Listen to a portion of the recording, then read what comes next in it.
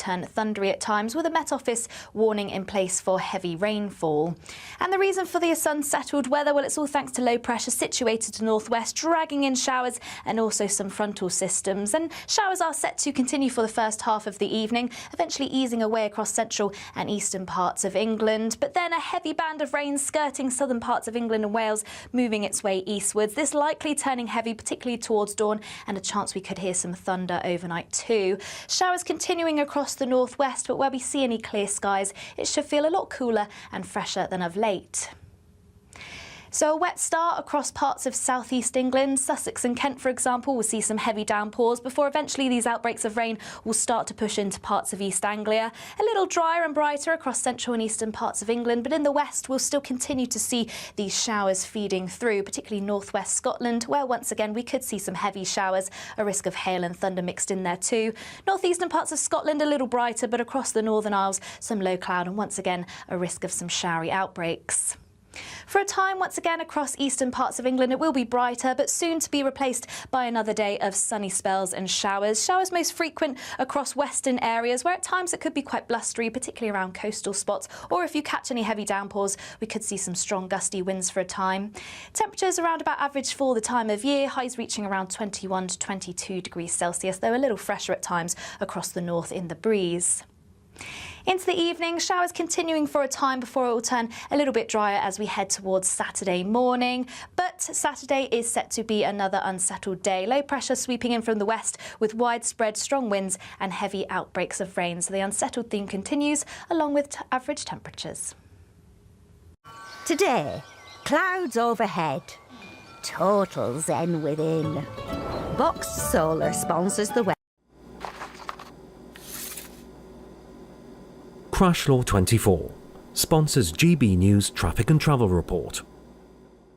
Good evening, this is the latest AI travel news from GBNews.com. On the M74 northbound at Junction 1, a broken down vehicle requires caution. The M62 eastbound between junctions 11 and 12 faces disruption after a collision. 2 out of 4 lanes are closed. In Northamptonshire, a collision on the A45 eastbound between the M1 and A508 junctions has closed 1 lane, causing delays. On the M25 clockwise between junctions 10 and 11 in Surrey, 1 lane is closed due to a broken down vehicle. And on the trains, Thameslink services experience major disruption between London St Pancras International and London Blackfriars. For more travel news, go to gbnews.com. Crash Law 24 sponsors GB News Traffic and Travel Report. It's the final week to see how you could win your mortgage or rent paid for a whole year. That's a cash lump sum equivalent to 12 of your monthly mortgage or rent payments, right up to a whopping £20,000. Plus, we'll add an extra £5,000 on top for good measure. Make sure you don't miss out as lines close on the 29th of August. For another chance to win, text WIN to 63225. One entry costs £2.50 plus 1 standard network rate message. Or text BONUS to 63225. 5 entries cost £5 plus 1 standard network rate message. Go to gbnews.com/win. Entry start at £2.50. Call 0903 686 3232. Calls cost £2.50 plus your network access charge. Or post your name and number to GB15 PO Box 8690 Derby DE1 9TT. UK only. Entrance must be 18 or over. Lines close at 4 p.m. on the 29th of August. Please check the closing time if listening or watching on demand. Good luck. Westminster's full of talk, but out here, it's the real world. Am I allowed to talk now? No, that's it. This is where it matters, real people and real lives. That's what politics is all about. In fact, has Trump made a good start? No. Straight answers, no spin, and just a couple of pints. How many fingers have I got up? About 10. So join me for Lee Anderson's Real World every Friday at 7 p.m. only on GB News. The People's Channel, Britain's news channel.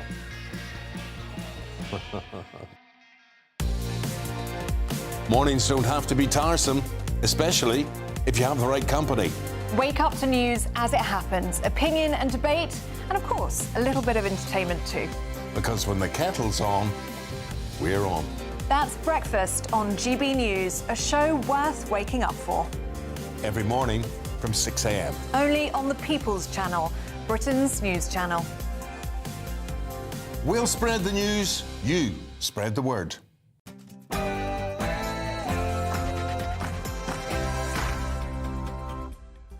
Hello, good evening. It's 6 o'clock and this is Dewbs & Co with me, Dawn Needham, in for Michelle today.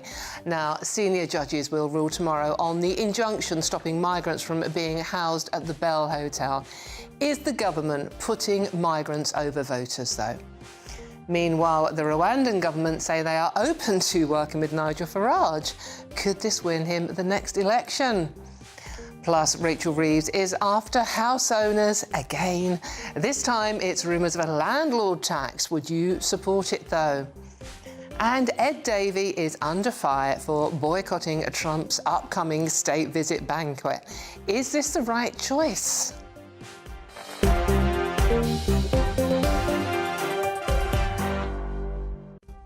And cracking panel tonight, we've got Kelvin Mackenzie, former editor at The Sun, and Joe Phillips, a journalist and former political advisor.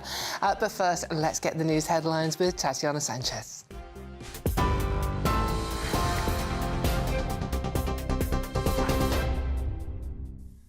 Dawn, thank you. The top stories: 3 senior judges will rule on whether to overturn a temporary injunction, which is set to block asylum seekers from being housed at the Bell Hotel in Epping at 2 p.m. tomorrow.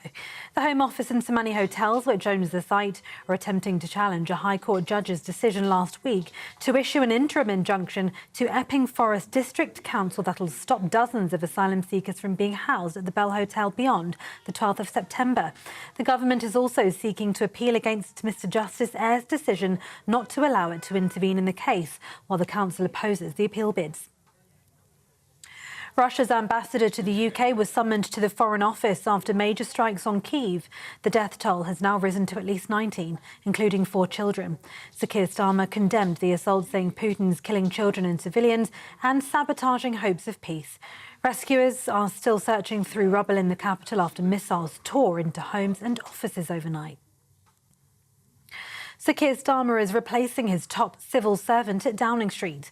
Nin Pandit, the principal private secretary, who's only been in the job for 10 months, is expected to move to another role in government. She's the 3rd senior figure to depart from Sir Keir's inner circle since Labour took office, following Sue Gray and Matthew Doyle. Downing Street insists the Prime Minister retains confidence in Pandit, but her exit comes amid growing talk of a wider reshuffle of junior ministers after the summer recess. The Treasury is weighing up a new tax on landlords by imposing national insurance on rental income. According to The Times, officials believe the move could raise around £2 billion ahead of Rachel Reeves' autumn budget. Supporters say it targets what they call unearned revenue, while avoiding Labour's pledge not to raise VAT, income tax or NIC rates. But the plan comes amid warnings the Chancellor faces a £41 billion shortfall in the public finances by 2030.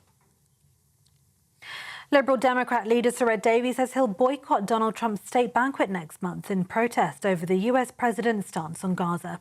Mr Trump's state visit is due in mid-September, with the banquet set to be one of its centrepieces. He stressed his decision was not aimed at the king, writing to Charles personally to underline his respect. He insists he and his wife prayed about it before deciding, saying his Christian faith made it impossible to attend.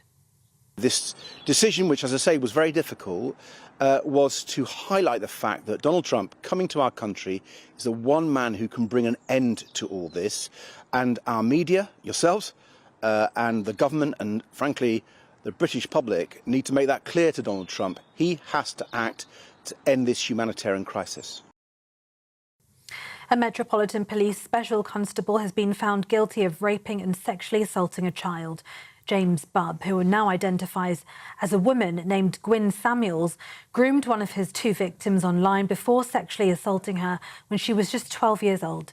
The 27-year-old from Buckinghamshire was also found guilty of raping a woman he met online while posing as a 16-year-old girl. Amersham Law Courts was told the defendant, who still identified as male at the time of the alleged offences, would be referred to by biological sex throughout the trial. And 4-time Tour de France winner Chris Froome has been airlifted to hospital after a crash during training. The incident took place in the south of France near Toulon. The 40-year-old Brit is reportedly in a stable condition and has undergone back surgery after suffering a fracture and 5 broken ribs. Those are the latest GB News headlines for now. That's all from me. Now it's over to Dawn.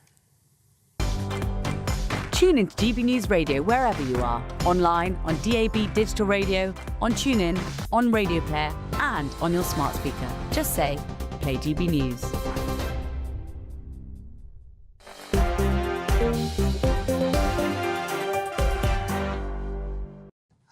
Hello, good evening. Welcome to Dewbs & Co with me, Dawn Neeson, this evening. And joining me until 7, my wonderful panel tonight are Kelvin McKenzie, former editor of The Sun, and Joe Phillips, journalist and former political advisor. Most importantly, it's you. We want your views on everything we're talking about today, and it's very easy to get involved, gbnews.com/your say.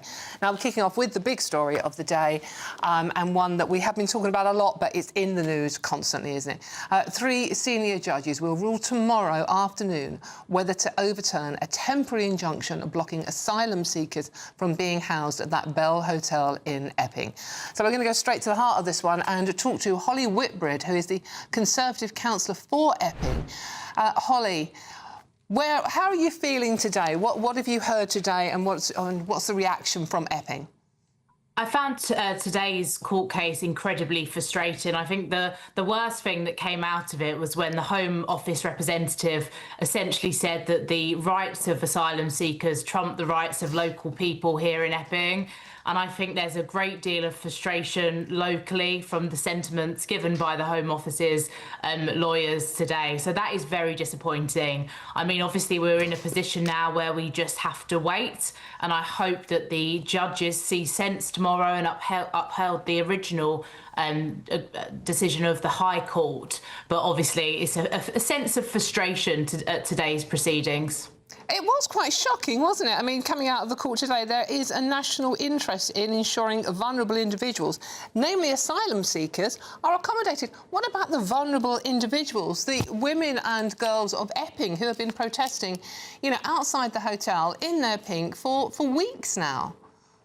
Exactly. I mean, we have seen as well, several incidents from the hotel, most notably the sexual assault, alleged sexual assault, I should say at this stage, of a 14-year-old schoolgirl. So we have to think of the interests of our community as well. And actually, I think the Home Office representatives referred to the Human Rights Act and the ECHR. And from my perspective, it shows why we need to look to review that, because the rights of those within the hotel absolutely can't trump the rights of local people or people more broadly across the UK. It's very worrying that the government is putting the rights of, in many cases, illegal migrants above the rights of your constituents, people who vote for the government.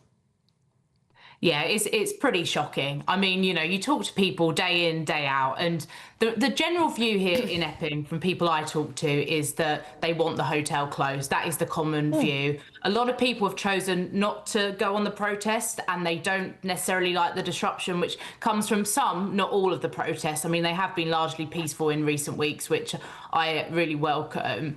But, the majority view is that our voices need to be heard. This hotel was essentially just dumped on our community. We had no say. They told the council. There was no consultation. It was dumped on our community, and we're having to deal with the consequences of it. And that's both the disruption that we've had in recent weeks from protests and the trouble caused by both the left and the right, but most importantly and most concerningly, the illegal incidents which have happened from residents of the hotel, which has left our community feeling fearful. Holly, let's get one thing clear. You, as a councillor, have fought tooth and nail for the people in your area. This is what you are there to do. But it's come at a cost to you, haven't it? I mean, I was talking to your dad the other day, also a councillor, and he was saying you've had threats and all sorts of things said about you online in particular. What effect is it having on you, simply doing your job for your constituents? Well, as a councillor, I've always committed to using all democratic, diplomatic and legal routes we can. And that's what I've continued to do. And I have had criticism for not attending the protests. I support the message, and I support any local person who attends and peacefully protests. I made the decision quite early on not to attend the protest, and that was because of some of the individuals attending, most of them not from outside the area and trying to hijack the protest for political means. We have historically had issues with the BNP in Epping Forest, and we did see a number of those people on the protests. I should say as well, I also completely condemned the far left who came and caused absolute havoc in the first protest. But, you know, what I've said is it's my job to, through the council, try and resolve this through democratic means, which is what I've done. And I haven't just been fighting this for, you know, weeks. This has been going on for years. I've constantly been calling on the hotel to close. I've always thought it was an inappropriate location, and some of it's been done quietly in the background, lobbying the government, and that includes my own government when they were in power as well. And we managed to get it closed down last time, but it was after a delayed period of time and a lot of hard work in the background to push them to get it closed. OK, Holly, how optimistic are you feeling about the judgment tomorrow? You know, I just hope that the court follows the original judgment from the High Court. Obviously, you know, we watch and wait, but I think it would be terrible news for democracy, for our legal system, and most of all for my community if the decision goes the wrong way tomorrow. Of course. Holly, thank you so much. That's Holly Whitbread, a Conservative councillor for Epping. On the ongoing case, we're expecting a decision tomorrow. But it does seem, coming out of it today, Joe, that the rights of migrants, according to our government, do seem to trump the people in Epping and the people living in other areas where these hotels are. Well, that's what the Home Office lawyer has put forward, not in those terms, but saying that the Home Secretary is duty-bound under legislation to house migrants. I mean, the thing that I'm curious about, Dawn, is that this hotel, this particular hotel, has been used in Epping, on and off as a migrant asylum seekers accommodation for many, many years. And the other people who are fighting the interim closure are the owners of the hotel, the Somani Group. So I wonder why Epping Council didn't launch this, because it's a rather sort of tenuous link about planning. Why they didn't campaign and try and take legal action before? They only started legal action when the protests started. I think, to be fair to Holly and the other councillors in Epping, they have been trying to do something before this. As you say, she's been fighting this for a good while now. It's not just since the protest started. But this goes back years. So, you know, there has been plenty of opportunity for various councils and previous governments to deal with an issue that, on the face of it, is about planning and whether a hotel can have a change of use from not being a hotel anymore to something else. Don't you think it's shocking, Joe, that the Home Office are saying that the rights of migrants trump those of ordinary people? They're not saying that. They're the lawyer, but he's working for the Home Office, basically. Yes, but what he is saying is that the Home Office is duty-bound under law to do this, to provide... I mean, you know, if it closes down and the judgment still stands and all the people there had to move out by September the 11th, which is only a couple of weeks away, where are they going to go? But, Kelvin, surely it's the government and the Home Office's duty to look after the people of the country first. Well, I think that phrase will be hanging around that KC's neck, saying that basically the rights of the migrants trump the people of Epping most of his life. I'd like to know where he lives, and I'd like that hotel to be moved from Epping outside his house and see whether he felt the same way about that. See, he'd probably get in a good few bob to come up with phrases like that. Perhaps he'd like to come on GB News and explain whether he actually believes it or he does it actually for the money. From our taxes, by the way. Yes, and in this particular case, it will be taxpayers' money, which is actually defying the views of it. I rather like that lady, Holly, as well. I thought she was balanced and she was making good points, as have the local women of Epping. Yes. And actually, I wish that Holly would move to Elmbridge, which is my local council, where you can't find anybody who would represent that particular view put in that particular way. And we need to upgrade with these difficult areas. We need to upgrade the quality of the councillors. And if my councillors round my way would all like to make way for Holly, they're likely to make way for reform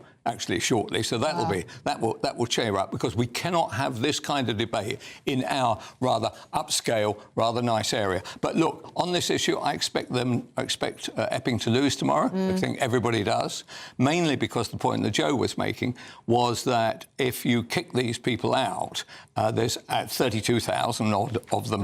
Not in Epping. But across the whole of the country, there will be a whole series of actions, and that will be a problem. But actually, do you know what? People are so raving mad about these kinds of issues. This, the flag, the general change of the kind of colour and culture of our country. Honestly, I have never known it quite like this. And it seems to have come to us over the last 18 months, 2 years. Suddenly, those things which people would talk about behind their backs. Actually, thanks to, by the way, media like GB News, we can have a debate about this without everyone shouting out racism and I must say, I mean, I do agree with Kelvin about Holly. She's very, very good. You know, she's measured. Genuinely she's cares for her people. Because I am fed up, as I'm sure genuine protesters are, of seeing it hijacked by, you know, a certain type of bloke who's hanging around, got nothing else to do, presumably not working, draping themselves in flags and going out as though it's... I don't mind them being in the flag. I don't mind them being in our flag. I object to them actually being in other people's flags, like Pakistan. So I actually I don't really buy that, Joe. I quite like seeing the flag actually on a regular basis. Even around my snooty area, a whole load of lampposts over the weekend. But Joe, can I just go back there? What is wrong with our flag? There's nothing wrong with our flag. So why do you find it objectionable, young men going there in the flag? Because what I'm saying is that they probably don't live there and they are wrapping themselves in a flag as a day out. It's, you know, just to say... what? So what? It's the flag. What's wrong with the flag? It's being used for the wrong reasons, Dawn. What, to demonstrate? About the rights of British people? It's how you use it, isn't it? My point I don't think Joe's right about this, to be honest. My point is that Holly is very sensible and very measured, as are most of the women who have been protesting because of genuine concerns. But they have also been draping themselves in the flag as well. And my point was that there are people who turn up on a day out draping themselves in the flag. I mean, I was driving in a part of Kent yesterday where there are flags at half-mast, I have to say, on every lamppost. And you sort of think, OK, all of these people who were so fantastically patriotic, why weren't they doing it before? It has now become something that is vaguely repulsive. That's not true. Every World Cup, every UEFA tournament, people have their flags out. After all, I know you don't represent the Labour Party. There was quite a famous Labour politician who actually, very sneering, published the photo of the flag outside that Medway Towns. Yes, it was. Yeah, it was in Rochester, wasn't it? You know, to be truthful, her career went down the tube because at least the Labour Party recognised that actually you do not sneer at your own flag. No. So I completely get that, and absolutely, you know, yes, when the flags are flying for football or cricket or whatever it is, or big events, that's lovely. It's the way it is now suddenly being put up, along with the signs. I like that idea. OK, but along with the signs that are being sprayed on council road signs and roundabouts. OK, Joe, did you feel the same when the people were protesting about Gaza and were draping themselves in the Palestinian flag? Did you think that young men turning up at those things was offensive? That's an organised protest and people... Well, these are organised. Well, my point, Dawn, is there are people who will jump on a bandwagon, as there are for all of those In the same with the Palestinian marches as well, then? Yes, absolutely. And with Just Stop Oil and all of those things, there are people who will jump on it because it's performative. It doesn't solve a problem. OK, all right, I just want to read a couple of quick messages. Chris says, if these judges go against the locals on Epping, then I fear the place will become a proper tinderbox. Tammy says, how much is the taxpayer now paying for the legal injunction of the Bell Hotel saga? And Dorothy says, our homeless veterans don't get housed in four-star hotels. Keep those messages coming in. gbnews.com/your say. Coming up, while we can't seem to keep one asylum hotel shut, the Rwandan government, meanwhile, say they are open to a deal with Nigel Farage in the future, and indeed are working with the Americans to welcome their illegal migrants. But is it worth the costly price tag for the UK? All of that coming up. Don't worry, we'll see you soon.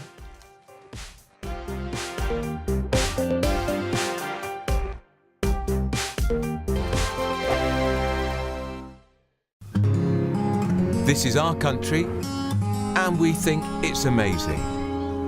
From high tea to the high street, we love it all. Even the rain, we like that too. There's nowhere else we'd rather be. That's why we're here to be the fearless champion of Britain, its voices and its values. Because we are GB News, the People's Channel, Britain's news channel. From the school run to the home run, watch a new show for all of Britain. He can say whatever he wants. A straight-talking show where all voices are heard. And, you know, when are we going to stop talking about smashing the gangs and actually do it? With the stories that matter from every part of our country. There's a bit of a crash landing there for your Chancellor. Bold, fearless and standing up for you. That's me, Martin Dewbs, 3 p.m. till 6 p.m, weekdays, here only on GB News. The People's Channel, Britain's news channel. Westminster's full of talk, but out here, it's the real world. Am I allowed to talk now? No, that's it. This is where it matters, real people and real lives. That's what politics is all about. The fact is Trump made a good start, no. Straight answers, no spin, and just a couple of pints. How many fingers have I got up? About 10. So join me for Lee Anderson's Real World every Friday at 7 p.m, only on GB News. The People's Channel, Britain's news channel.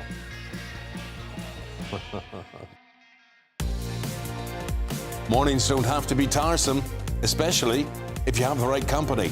Wake up to news as it happens, opinion and debate, and of course, a little bit of entertainment too. Because when the kettle's on, we're on. That's Breakfast on GB News, a show worth waking up for. Every morning from 6 a.m. Only on the People's Channel, Britain's news channel. We'll spread the news, you spread the word. You want to know what's really going on in the corridors of power? Labour don't know what to do with you half the time, and that makes you quite lethal in the chamber. Get behind the headlines with Chopper's Political Podcast. Join me, Christopher Hope, as I sit down with the great and the good of British politics. We'll see where this ruling takes us. These are the stories shaping our nation. Chopper's Political Podcast, available now on all platforms. Listen in and stay ahead. It's Patrick Christie's Tonight, and here we do things differently. It's explaining the absolute madness of this, doesn't it? It's explosive. I mean, this is very good. It's lively. 850. Your government sat there, Sean, and it did nothing. It's controversial. And the Middle East has been in turmoil since before I was born. It's everything you need to kickstart your evening. Everyone's had their Weetabix tonight. I love to see it. That's Patrick Christie's Tonight, weeknights from 9 p.m. Only on GB News, the People's Channel, Britain's news channel.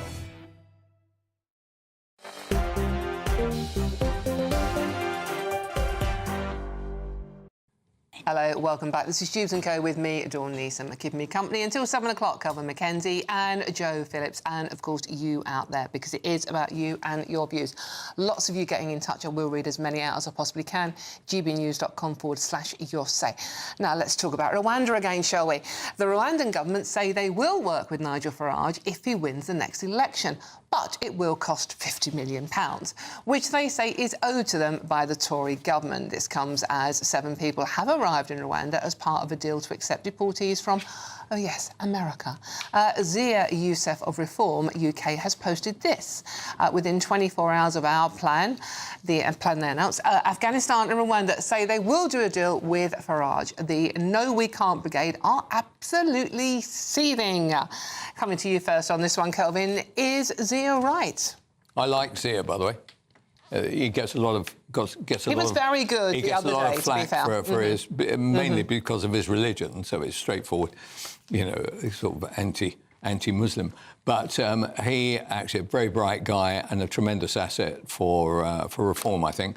And by the way, a very successful business person, which is 10 times better than most of the half-wits we've got. In fact, entirely the entire half-wits we've got in the Labour cabinet who hate wealth, and they hate wealth creators, and now they even hate house prices. Well, we're coming to that one. How stupid is that?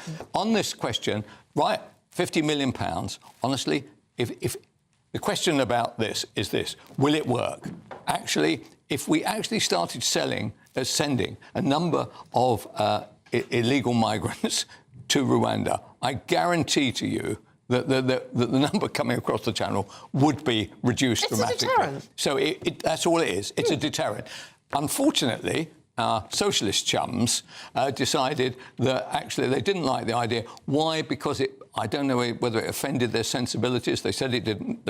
It couldn't work, but they never gave it a chance. So, in fact, the effect of that is a year later, we've got more illegals coming here than ever before. So I think it's a good idea. I like the idea of reform wandering around the world, offering deals to Eritrea, Afghanistan or anything. Just anything to stop the people coming here. There is a massive political prize, whether it's Starmer, Badenoch and or Nigel Farage. If they can, whoever stops it, almost certainly guarantees their election in this country. It's an incredible thing. And what I can't understand is any time anybody makes any suggestion, for instance, Farage the other day said ECHR has got to go. Apparently Badenoch says is going to say something similar at a party conference. Immediately he comes out and says, oh, well, Belarus and Russia. Actually, what we're really talking about, we are talking about stopping something. If anybody stops it, of any political hue, it's an absolute triumph. So I'm 100% on Zia's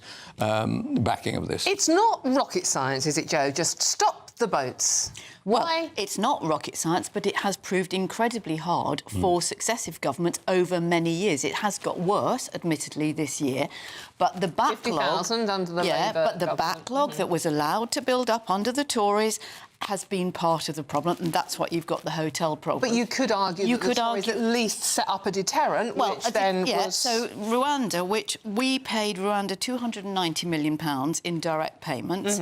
We then spent another £400 million on the scheme, according to the Home Office, which covered chartering flights that never took off. And civil servants and to civil sort it all servants, out as and well. 4 people went voluntarily. And 2 Home Secretaries, And the reports from the Home Secretary, from the Home Office and other Are you against it, Joe, yes or no? I'm against if it wasn't thought through properly. I'm not against the idea of a third place processing people.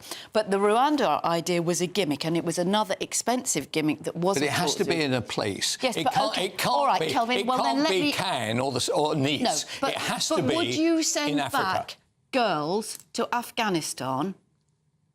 Would you do a deal with the Taliban? Well, right.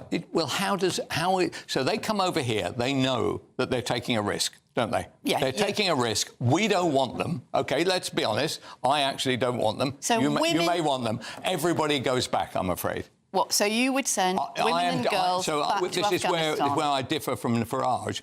I would say anybody who comes here under any circumstances goes back. So I would. So. Nigel was being political there, saying it's a difficult area. And you would be happy for the UK government to do a deal with the Taliban that oppresses women, doesn't allow them access to education. Yeah, but that's their system. Why should we have to accommodate somebody else's because they're processes? fleeing something so dreadful. Right. So you take in... anybody know... If you could look it up, how many people live in Afghanistan? They're all being oppressed. We take the whole damn country. I don't want 50, 80, 150 million over here. About women and girls. Right. What? We're talking about what? 10, 15 million? How many are we talking about? I don't know. Oh, right. Well, you should know, Joe. You're in favour of bringing them over here. I'm just saying we're not going to have them. I'm asking you a question that you would send back. I would. And I think there is a different argument, which is you could process people in a third place, a safe place, but you send people back to somewhere like that? What? I would send them back everywhere. What do you think? Otherwise, everywhere in the world could simply come here. How many women and girls have managed to come to the UK in the boats from Afghanistan?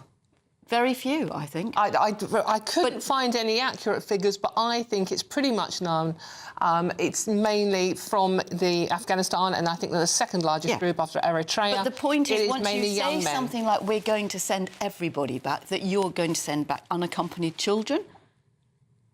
I'm not sending anyone back. I'm sitting here getting used to talking about it. But I mean, there has to be a level of reasonableness. If we knew where those kids came from, they have to. But I think the point about Rwanda was it was badly thought through. There was no evidence to say that it was going to act a deterrent. That was the advice given to Suella Braverman and Priti Patel, the 2 Home Secretaries that went through the process, and nobody has come up with anything else. And you're absolutely right. There does need to be a deterrent for sure. And tinkering around the edges. Can I just say though, Joe, the great thing about you and the great thing about the liberal view of life is that in fact fact, everybody says there's got to be a deterrent. Yeah. And then somebody says, well, what about Rwanda? Or what about the Congo? Or what about something like, oh, no, we can't do that. No, but you know, they're not very nice to people. But whether they're very nice to people is not our problem. Our problem is I don't want 50,000, 100,000. I just don't want any more. In fact, I would have a pause for 10 years and say, after 10 years, we'll look at it again. But up until then, we are simply not taking anybody. So tell me this, and why did the previous governments not use the ability... They're not a good person to name. They were absolutely... They were dreadful. They were absolutely dreadful. No one's arguing that the Conservative government covered themselves in glory for with this years one. and years and years until we left the EU, we had the right to send people back to the country that they first set foot in, not the country of origin, under the Dublin Agreement. We pulled out of the EU, so that has been taken away from us.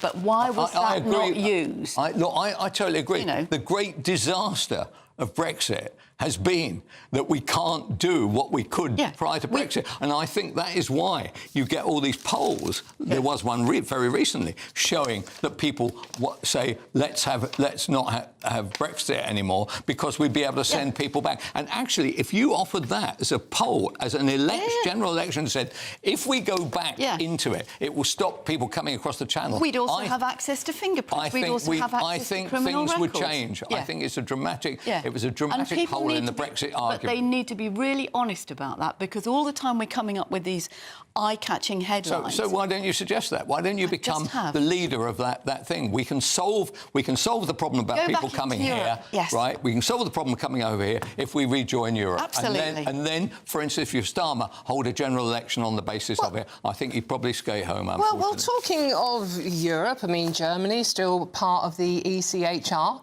is managing to send migrants, male and female, back to Afghanistan.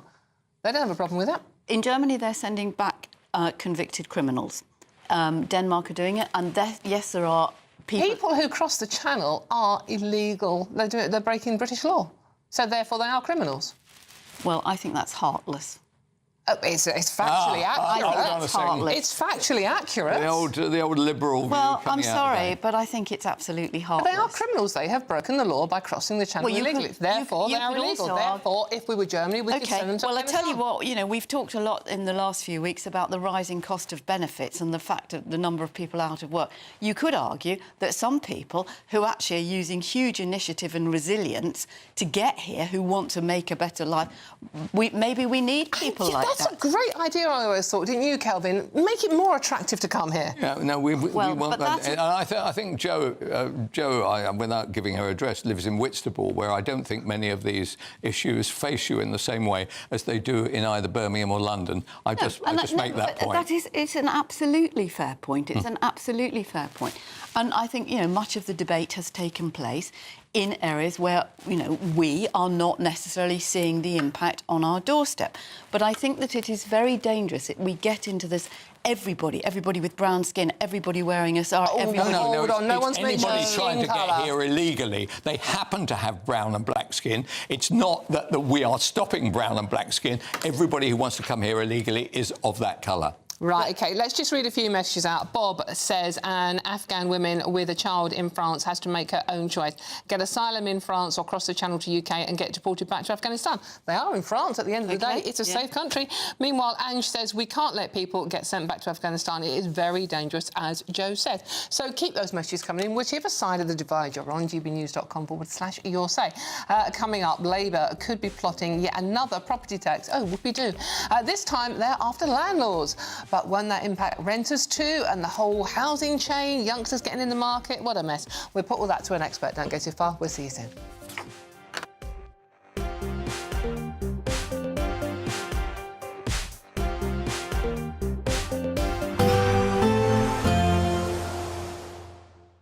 Ready to soak up that holiday sunshine? Won't we need some cover? No worries. All sorted. All Clear Travel Insurance sponsors GB News Travel Destinations Forecast.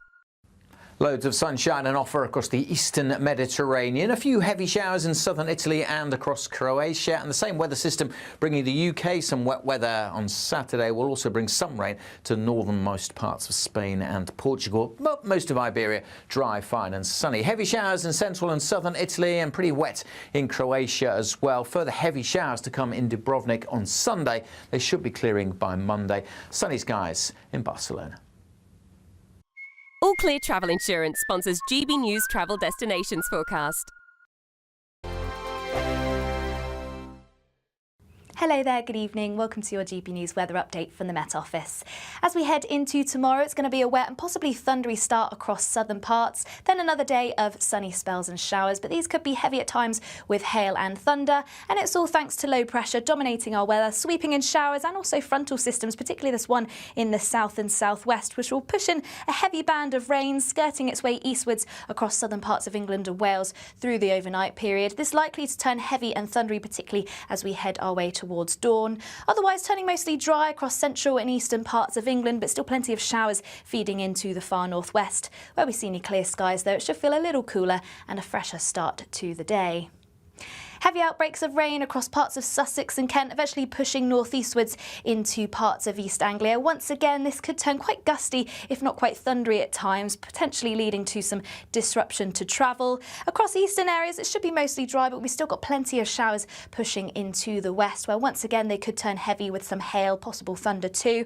The far northeast of Scotland should be mostly dry and bright, but across the Northern Isles, plenty of low cloud and once again a risk of some showery outbreaks.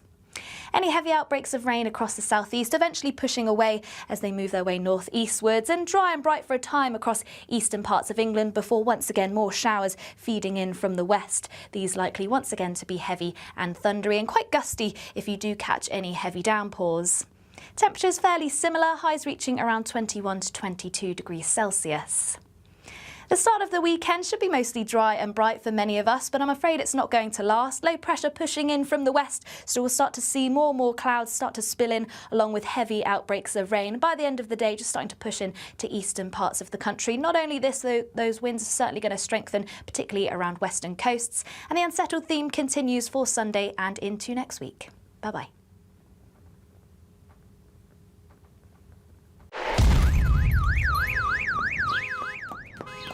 Crash Law 24 sponsors GB News Traffic and Travel Report. Good evening. This is the latest AI travel news from GBnews.com. The M74 northbound at Junction 1 has restrictions due to a broken down vehicle. An accident on the M62 westbound between junctions 27 and 26 and a collision eastbound between junctions 11 and 12 caused delays. The A45 eastbound in Northamptonshire between the M1 and A508 has one lane closed due to an incident. In Surrey, a broken down vehicle on the M25 clockwise between junctions 10 and 11 has led to lane closures. And on the trains, major disruption occurs between London St Pancras International and London Blackfriars. For more travel news, go to gbnews.com. Crash Law 24 sponsors GB News Traffic and Travel Report.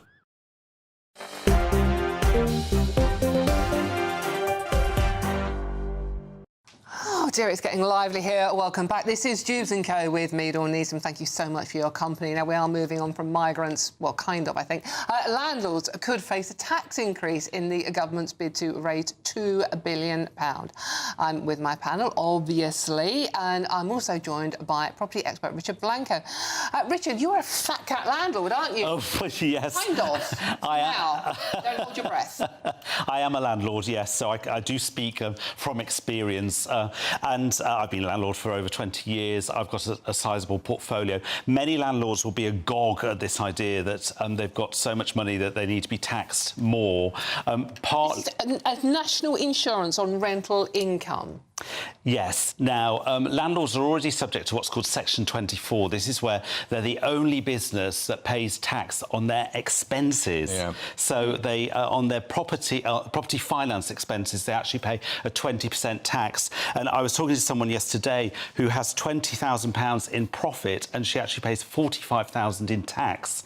Now, that's not unusual. A lot of landlords actually pay more tax than they make in profit. So the idea that, you know, we need to tax them a bit more more with national insurance, I think, is extraordinary. And I'm really concerned the government is just going to create more homelessness with this, because we've already got 40% of landlords saying that they want to sell up, rents will go up and tenants will have fewer properties to choose from. And 1 in 5 people do rent privately. It's quite a high proportion of people that actually rely on private landlords like yourself.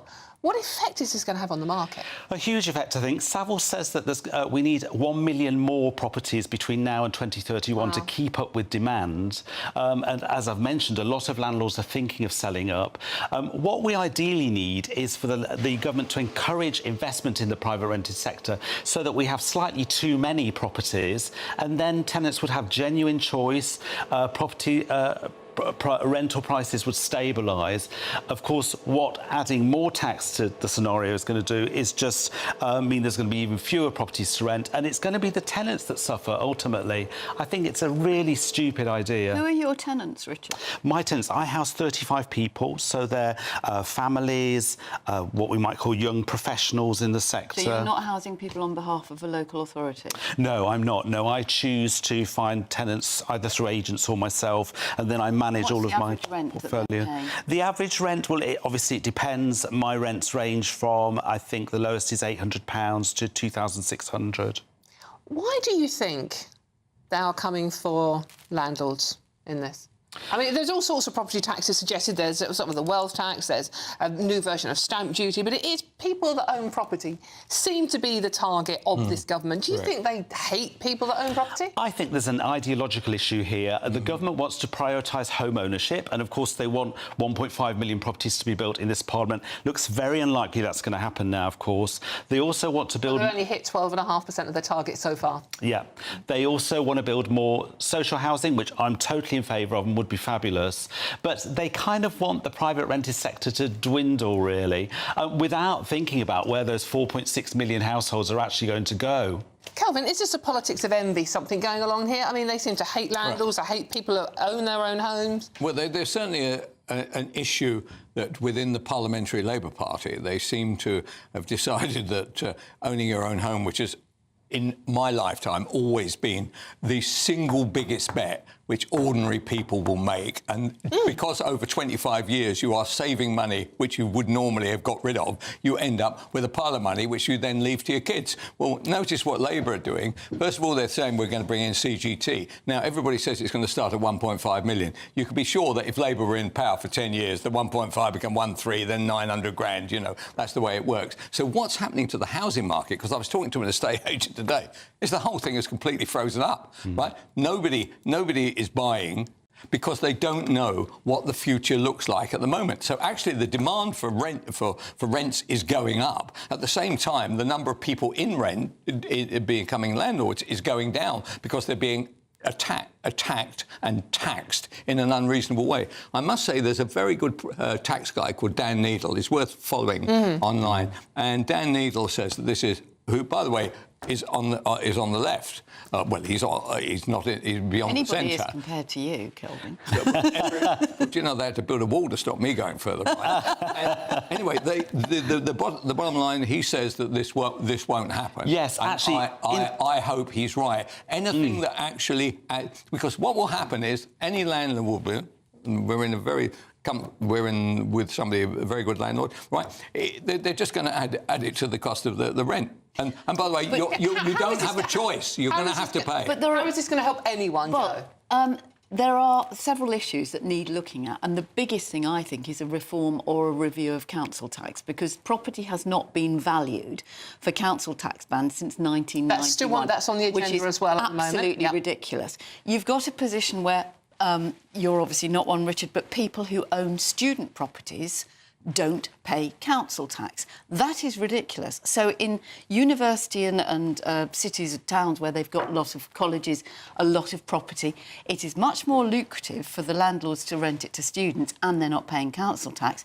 It's changing the demographic, and you could argue that actually, you know, fewer local people who are paying council tax are subsidising that. The other thing that I think is quite right to hit really hard, and I think anybody who lives in a seaside area or a tourist town, not so much in London... What, like Whitstable?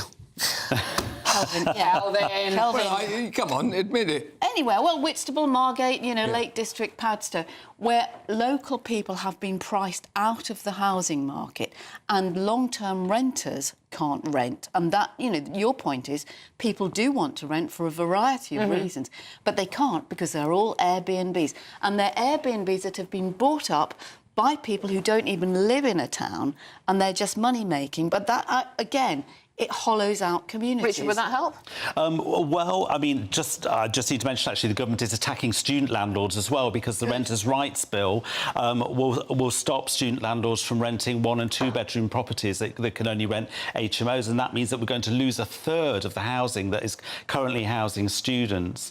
I think the issue with Airbnb is it's going to be regulated, and certainly it does remove quite a lot of properties from the long-term rental market, but the problem is that we need a balance between accommodation for tourists, accommodation for people working in the hospitality sector, and local people in those areas. We just need to build more properties, really. And we're not doing that fast enough, are we? Absolutely. That's the trouble. There is absolutely no chance that 1.5 million, if we even hit 1 million in the length of this Parliament, it'll be astonishing. So that will be Angela Rayner's doorstep, right? And I hope when she's unemployed she'll reflect on boasting and then failing. Ooh, harsh words indeed here. Right, OK, coming up, Sir Ed Davey says he's going to boycott Trump's state visit, and royal banquet over Gaza. Is this the right choice from the Lib Dem leader? All of that coming up soon. See you then.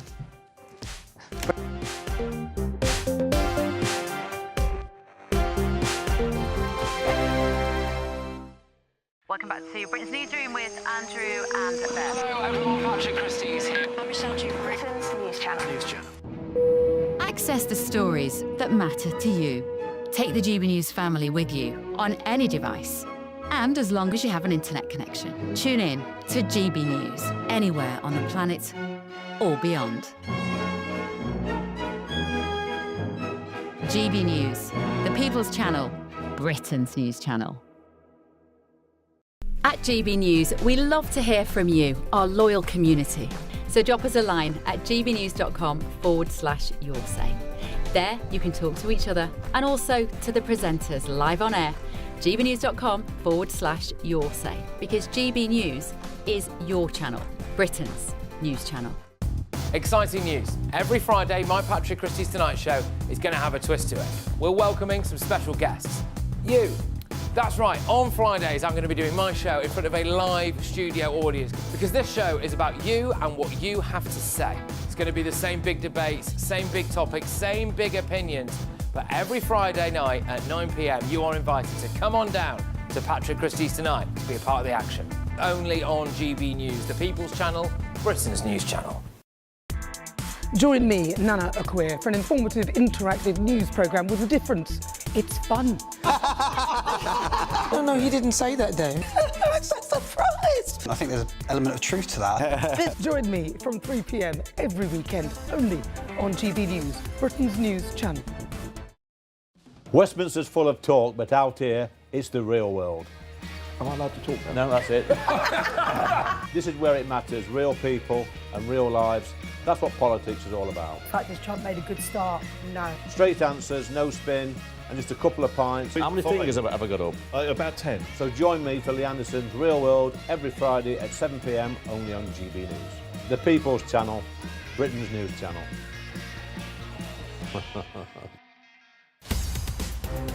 In the GB Newsroom, we bring you the news as it happens. With our team of dedicated journalists across the UK, we're ready to keep you up to date with what's happening every half an hour, every single day. Bulletins here on GB News, the People's Channel, Britain's News Channel. Mornings don't have to be tiresome, especially if you have the right company. Wake up to news as it happens, opinion and debate, and of course, a little bit of entertainment too. Because when the kettle's on, we're on. That's Breakfast on GB News, a show worth waking up for. Every morning from 6 a.m. Only on the People's Channel, Britain's News Channel. We'll spread the news, you spread the word.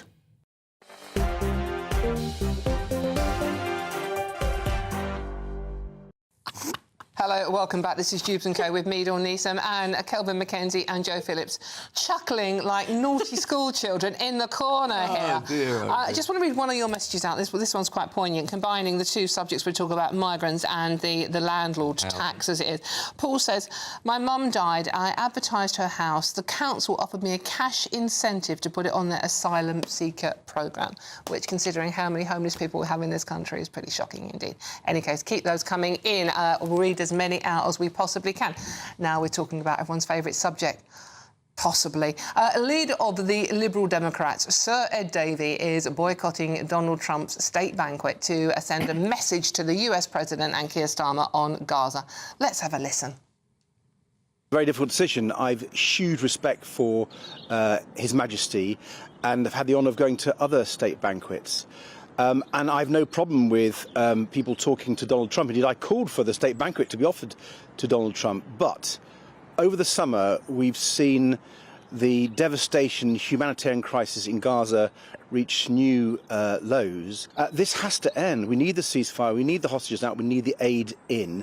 And there is one man who has the power to do that, and that's Donald Trump. Oh, so there's one man that has the power, Donald Trump, so go to the banquet and talk to him, Joe. I mean, just 2 months ago, by the way, Ed Davey was saying, oh, no, I'm going to go because I think, it'd be it would be wrong to disrespect the king. Well, hypocritical at the very least. No, I don't. He's made it very clear that he doesn't disrespect the king. A, I think Donald Trump won't give a damn, and B, he doesn't know who Ed Davey is. Not many people do, too. Well, OK, you can say that. It's a cheap joke, but you could. It's an old joke. It was funny, it's an old joke. It's my joke, actually. It's Kelvin's joke, and I didn't love it. We are old, Kelvin, this week. I mean, come on. But I do think, actually, good for him. He's actually standing up for something he believes in and taking a stand. But it was a principle he didn't have 2 months ago. What's suddenly changed? Because what's got worse in Gaza, and Donald Trump... It wasn't exactly pleasant 2 months ago. Well, it wasn't pleasant, but it's got a damn sight worse. Got a damn sight worse in the last 24 hours. And Donald Trump said he was going to end the war and he was going to bring a ceasefire. So, actually, if you want to say, I don't want to sit in the same room with you because I think you're vile and I think you are the person who holds the levers to stop this killing, fair enough. Good for him, I say. Kelvin, what do you make of this one?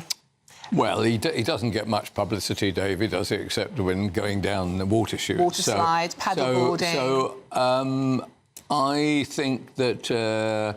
he is probably, I don't know whether he's speaking to his own choir. I don't know, Joe would know better. The Lib Dems feel very aggravated by this.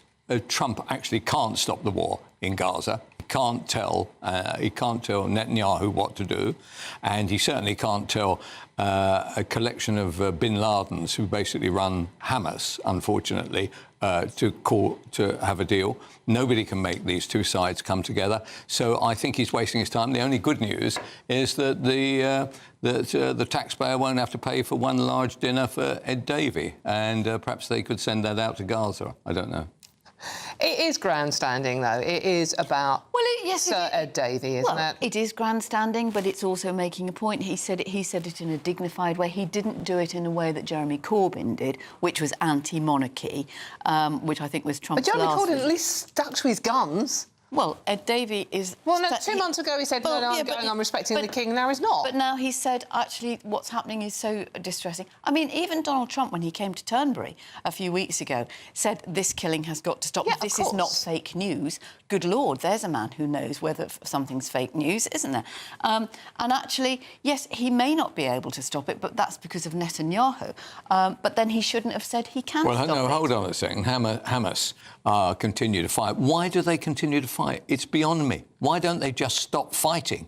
That would stop the war tomorrow. What about releasing the hostages? Well, what about stop bombing civilians? What about not razing Gaza City and forcing those poor people? But why the war continues is because Hamas are implacable on this issue. I don't know why. Well, they have been defeated. They are using their own people as human shields. Why don't they just say, we can't win, we are not only can't we win, we are losing? Why don't they just stop? They have agreed to a ceasefire, and Netanyahu has found another reason. They haven't agreed to the point of where Israeli troops go, and that is not going to be resolved. Netanyahu won't allow independent journalists into Gaza. And I think that is really wrong, and it's one thing that Kelvin and I both agree on. Yeah. So, you know, it's all very well having these IDF spokespeople going, oh, yeah, we're really sorry, we didn't mean to kill all those journalists, oh, we didn't mean to hit hospital, and do a double tap and make sure they were all dead. So unless you let independent journalists in to see what's actually going on, people are increasingly not believing the Israeli angle, and people in Israelis are really having Can we get back to the King's banquet now? Yeah. Should we send Nigel Farage instead? I'm sure Nigel will have his own meetings with Donald Trump. Yeah, well, I think it's a good idea. Nigel Farage is the most impressive and probably most powerful politician in the nation, and the idea that he's not there is absolutely ridiculous. As you say, he probably will be having his own meetings. He'll have his own dinner. Yeah. Adieu. OK, Linda says someone needs to do something about Gaza. At least Ed Davies is one of the politicians making a stand, and Corbyn. And Peter says Ed Davey snubs Trump, so what? So there you go. Thank you very much for your comments. Thank you very much for your company. Thanks enormously to Kelvin McKenzie and Joe Phillips. But don't go too far, because up next is Nigel Farage, who always has a cracking show for you. I'm back tomorrow. Have a good evening. See you soon.